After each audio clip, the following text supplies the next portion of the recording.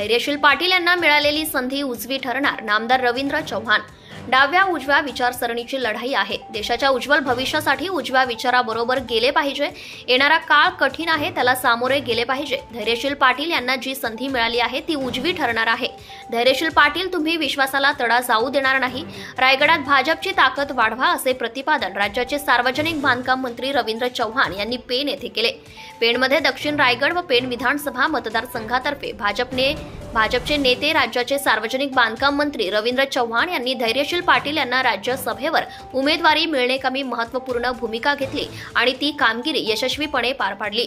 याची उतराई होण्यासाठी पेणमध्ये कृतज्ञता सोहळ्यात रवींद्र चव्हाण यांचा गणेश मूर्ती भेट देऊन भव्य सत्कार करण्यात आला। या प्रसंगी माजी भाजप आमदार डॉक्टर विनय नातू, आमदार रविशेठ पाटील, पनवेलचे आमदार प्रशांत ठाकूर, भाजपचे जिल्हा समन्वयक सतीश धारप, कर्जतचे माजी आमदार सुरेश लाड, भाजपचे गिरीश तुळपुळे, प्रदेश उपाध्यक्ष अतुल काळसेकर, वैकुंठ पाटील, दिलीप भोईर, मिलिंद पाटील आदींसह भाजपचे पदाधिकारी व बहुसंख्य कार्यकर्ते उपस्थित होते। भारतीय जनता पक्षाच्या राज्यातील व केंद्रातील नेतृत्वाने मला पक्षात सामावून घेत मला खासदारकी बहाल केली। मात्र या पक्ष निवडीचे राजकारण कुणाला पचले कुणाला नाही असो, हा ज्याचा त्याचा स्वभाव धर्म असतो। माझे समर्थक कार्यकर्ते आनंदले, परंतु काही काकांच्या कपाळावर आठ्या पडून 17 महिन्याचा कालावधी यात काय काम करेल। ज्या काकांना शेकापच्या जिल्हा परिषदेत 24 जागा निवडून आल्या होत्या आणि 12 जागा आलेल्या पक्षाला अध्यक्षपद दिले, हा राजकीय हिशोब या काकांना कळला नाही। माझ्यासोबत ते म्हणतात, येथील 6 महिने आचारसंहितेत जातील, यातील 6 महिने आचारसंहितेत जातील तर 6 महिने संसद भवन सभागृहातील कामकाज समजायला लागतील। उरलेल्या 5 महिन्यात काय काम होईल असे ते काळजीने बोलतात। काका, आता माझी काळजी करण्याचं कारण नाही। भाजपचे नेते माझ्या पाठीशी खंबीरपणे उभे राहून मला या पदावर नेण्यासाठी जीवापाड प्रयत्न केले। मला दिलेला शब्द भाजप नेतृत्वाने पाळून खासदार केले। भाजपचे निष्ठेने काम करेन। भाजपचे कमळ रायगड जिल्ह्यात उमलल्याशिवाय स्वस्थ बसणार नाही, असे खासदार धैर्यशील पाटील यांनी यावेळी सांगितले। कोकणात भाजप वाढवली आहे, नेत्यांनी शब्द दिला तो पूर्ण केलाय। रवींद्र चव्हाणांनी अशक्य गोष्ट शक्य करून दाखवली। विधानसभा जिल्हा परिषद जिंकायची आहे, ते 17 महिन्यांचा खासदार म्हणतात, त्यांना 17 दिवस तरी खासदार करता येईल का, असे आमदार रविशेठ पाटील यांनी यावेळी सांगितले। यावेळी आमदार प्रशांत ठाकूर, सतीश धारप, अतुल काळसेकर, दिलीप तुळपुळे आदींनी आपले मनोगत व्यक्त केले। महाराष्ट्र न्यूज लाईव्ह साठी अलिबाग प्रतिनिधी अमोल कुमार जैन।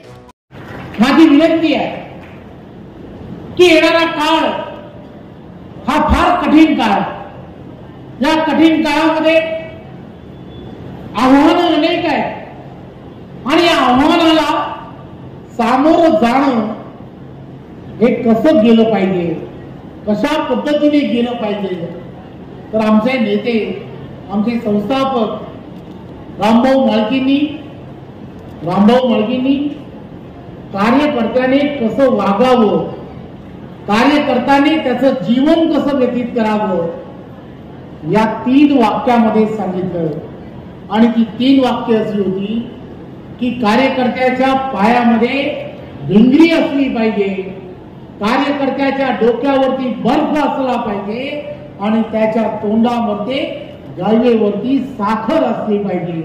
हे सर्व गुण धैर्यशीलजी तुमच्यामध्ये एकदम जुळत आहेत।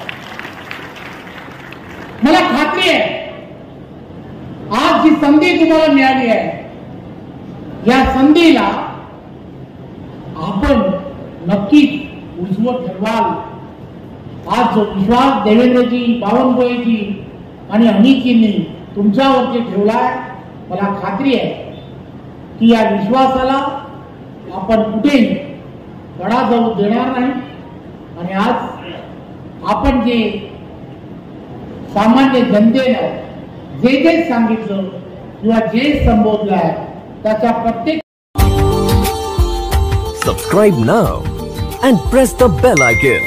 Never miss an update.